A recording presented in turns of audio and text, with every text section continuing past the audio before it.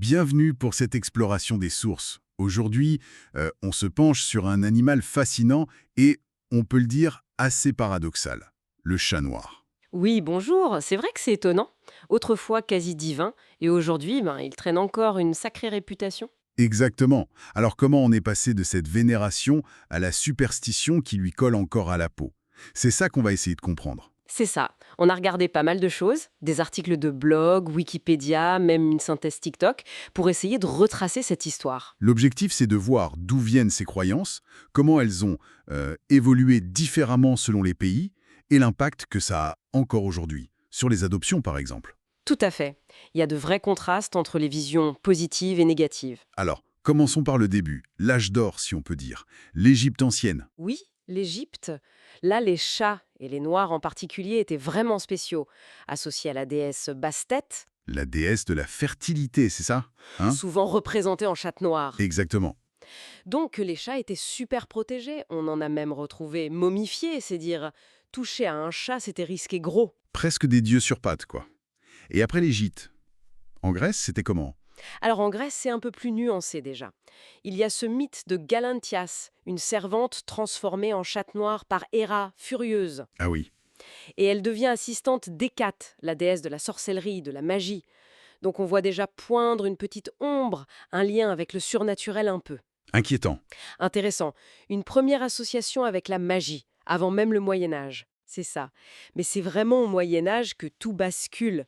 Là, le chat noir devient carrément l'ennemi public numéro un, ou presque. Comment ça s'explique ce revirement total? Il y a l'Église d'abord. Au XIIIe siècle, le pape Grégoire IX l'associe formellement à Satan dans une bulle papale. Ça a pesé lourd. Ah oui, carrément Satan.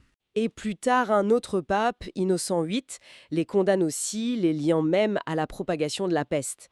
En plus de ça, il y a l'association avec la sorcellerie. Les fameuses sorcières et leurs chats noirs. Exactement.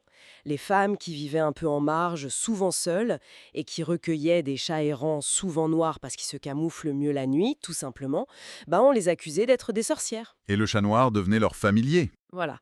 Une sorte d'esprit malin, une extension de la sorcière, parfois même la sorcière incarnée, d'où vient peut-être cette idée des 9 vies d'ailleurs. 9 vies parce que la sorcière pouvait se transformer 9 fois.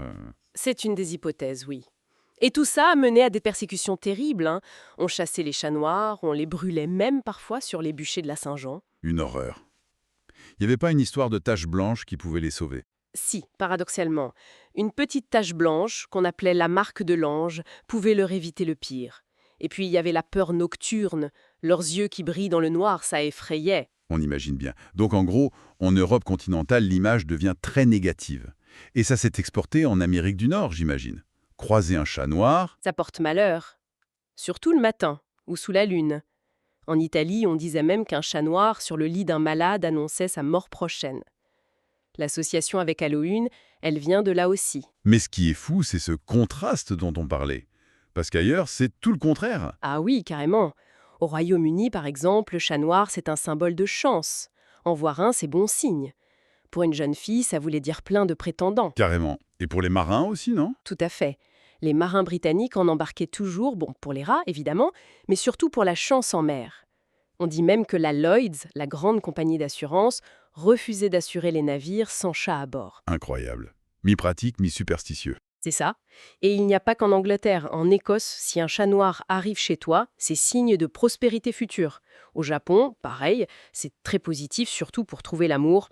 Donc d'un côté, l'Europe du Sud et la France avec la malchance. De l'autre, les îles britanniques et l'Asie avec la chance. C'est saisissant comme différence. Absolument. Et ces croyances, bonnes ou mauvaises, elles ont un impact très concret aujourd'hui. J'imagine que ce sont surtout les mauvaises qui restent. Malheureusement, oui. Dans les refuges, les chiffres parlent vite. Les chats noirs mettent en moyenne 2 fois plus de temps à être adoptés. 2 fois plus longtemps? C'est énorme. Oui, ils sont aussi plus abandonnés. Les vieilles superstitions ont la vie dure.